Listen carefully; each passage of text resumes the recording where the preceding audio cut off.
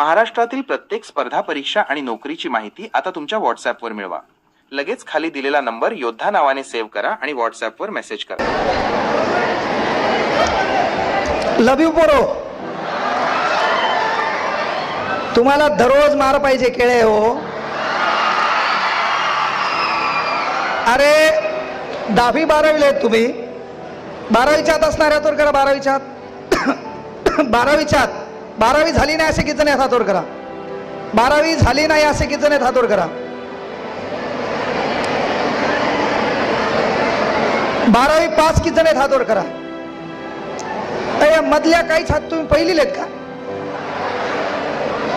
मग प्रॉब्लेम काय आहे. 12वी झालेल्या किती जणी आहेत.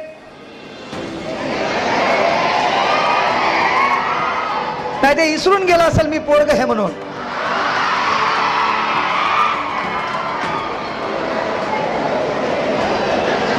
मुख्य गोष्ट ही आहे पोरो, इथं बसलेल्या मायबापांना विनंती आहे, आपल्या लेकराला थांबा रे, आपल्या लेकराला काय द्यायचं द्या, पण त्याला तुमची परिस्थिती कळू द्या. बाप या नात्यानं आपण कुठं किराणा दुकानावर कामाला आहेत ना, एक दिवस आपल्या अवलादीला सोबत न्या. तुम्ही काय काम करता हे त्याला कळू द्या. तुमच्याकडे कुठून पैसे येतात ते त्याला कळू द्या. तुम्ही शेतात काम करतात ना, हा शहरात बढियापैकी शर्ट घालायला आहे, याच्याकडे मोबाईल आहे, त्याच्यानंतर या भिकार चोटाचं इंस्टाग्रामवर अकाउंट आहे ना, याच्या पोस्ट 1500 आहेत, याचे फॉलोअर 150 आहेत. का इथं बसलेल्या पोरांना तेच सांगायला, तुमच्याकडे इंस्टाग्राम आहे, इंस्टाग्रामला 3 प्रकारचे ब्लॉक आहेत भास्कर सर. याच्यामध्ये पहिली गोष्ट आहे पोस्ट, याच्याबद्दलच्या दैनंदिन रुटीन मध्ये हा काय टाकणार ती गोष्ट आहे पोस्ट. दुसरा आहे याला किती जण फॉलो करतात बरोबर आहे का.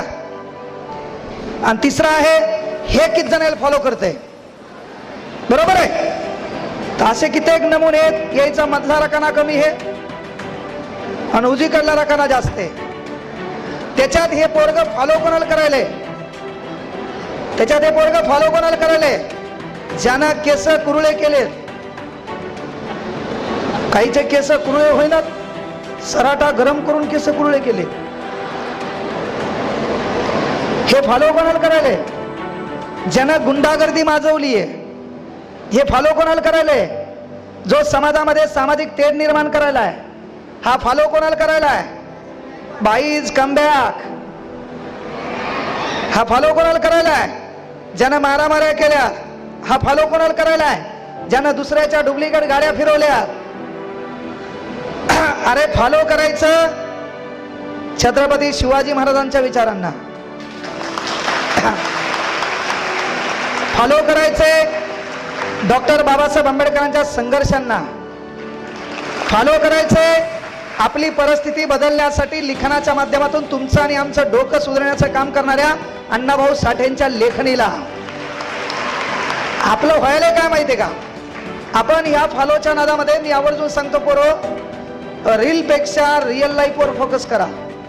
ही जी तुमची रील लाईफ आहे का, याच्यापेक्षा रिअल लाईफला फोकस करा. आणि जेव्हा आपलं काम चांगलं असतंय का, काम चांगलं असतंय तेव्हा आरशात भांग पडताना आपण केसातून हात वरती घालतो, तेव्हा त्या आरशातल्या चेहऱ्याकडे पाहून आपण आपल्याला म्हणू शकलो पाहिजे, I am not reel star, I am real star. ते म्हणता आलं पाहिजे. आणि ते म्हणायचंय त्यासाठी काम तसं लागल, त्यासाठी परिस्थिती तशी लागल. तुम्हाला मी काय म्हणलं, हे विचारमंच आहे. विचारमंचावर बसलेले कोण कोण आहे, क्लास घेणारे सर आहेत, कम्प्युटर इन्स्टिट्यूट चालवणारे सर आहेत, एक सामाजिक सेवक आहेत, एक इन्स्टिट्यूट वाले भास्कर सर आहेत, त्यांचे मित्र आहेत, आणि एक मेघना दिदी येणार आहेत. हो ना, मेघना दिदी येणार आहेत. सक्सेस काय म्हणतात माहिती आहे का, 2019ला मेघना दिदीचा कार्यक्रम होता, तिथं सूत्रसंचालन करायला होतो. कोण येणार हे त्याचे नावं घ्यायला होतो, आणि आज सर त्याच्या बाजूला आहेत. ही सक्सेसची डेफिनेशन आहे. हे सहज काहीच होत नाही. तुम्हाला मी काही मोटिवेशन द्या, मी काय वक्ता नाही, बिकता वक्ता तर नाहीच. हे वक्ता बिकता मला कोणी म्हणलं की मलाच ताणी आले. मला आपण 12वी पास आहे ना, आपण कधी वक्ते झालो. लोक पुन्हा प्राध्यापक म्हणाले, मग शिक्षण 12वी आणि पुढे टाकायले प्राध्यापक. मी म्हणून टाकीन, लोक टाकायलेत. आता लोक उद्या डॉक्टर टाकतील, मला काय हे नाही, बरंच आहे ना. मुख्य गोष्ट का सांगायला पोरो, हे जे विचार मंच आहे का, बापानं आपल्या लेकराला एवढं शिकवा की बाळा, या कुठल्याही खुर्चीवर, कुठल्याही कार्यक्रमात, कुठल्याही स्टेजवर बसण्यासाठी आपल्याकडे सत्ता लागते. सत्ता, पालकमंत्री, कळलं का? आपल्याला कुठल्याही स्टेजवर बसण्यासाठी पहिल्यांदा आपल्या हातात सत्ता लागते. सत्ता आपल्या नशिबात येणार नाही. तुमच्यापैकी आमदार कोणाला व्हायचं रे? त्याच्यासाठी जोरदार टाळ्या वाजवा. आमदार होऊन फक्त लोकांना घोडे लावू नको, एवढं चांगलं काम कर. नेता हो बापा, फक्त लोकांचे चांगले कामं झाले पाहिजे, तिला महत्वाची गोष्ट आहे. एवढ्यापैकी मला सांगा, त्याला एकट्याच वाटलं आमदार व्हायचंय. तुमच्यापैकी जरी वाटलं असतं तर बाजूची हसली असती का नाही? माय आणि तू आणि आमदार. आमचं पोरग म्हणलं असतं मला व्हायचं, बाजूचं म्हणलं असतं भाऊ इसाची अंडरपॅन्ट, डॉलरची बनियान है ना, रिअलमीचा मोबाईल, धुऱ्यावर बा बेजार, 4 जागी पत्र गळायलेत, इथली बकेट उचलून तिथं ठेवायला. तू, आपण गरीब आहे, आपण किती चांगलं काम करा, लोक आपल्याला ताण देणार आहेत. म्हणून बाळांनो, कुठलाही स्टेज असू द्या, त्या स्टेजवर बसायला पहिल्यांदा सत्ता लागते. ती आपल्या नशिबात येणार नाही.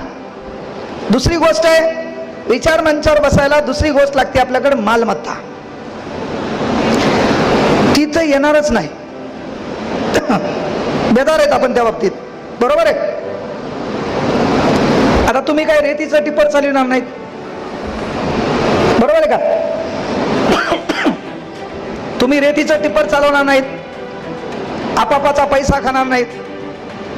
म्हणजे विचार मंचावर बसायला पहिल्यांदा सत्ता लागते, आपल्या नशिबात येणार नाही.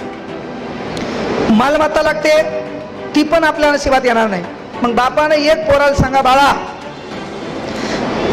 देशातल्या कुठल्याही स्टेजवर बसायला सत्ता लागते, मालमत्ता लागते. जरी ह्या 2 गोष्टी आपल्याकडे आल्या नाही तरी बाळा, बुद्धिमत्तेच्या भरोश्यावर भारतातल्या कुठल्याही स्टेजवर बसता येते.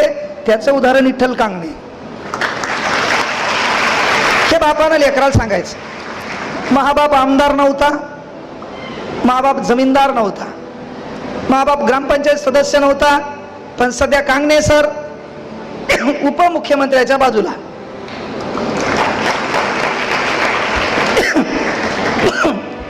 येणाऱ्या काळात आपला कार्यक्रम मुख्यमंत्र्यासोबत आहे. काही दिवसात कांगणे सर तुम्हाला मोदीच्या बाजूला दिसतील.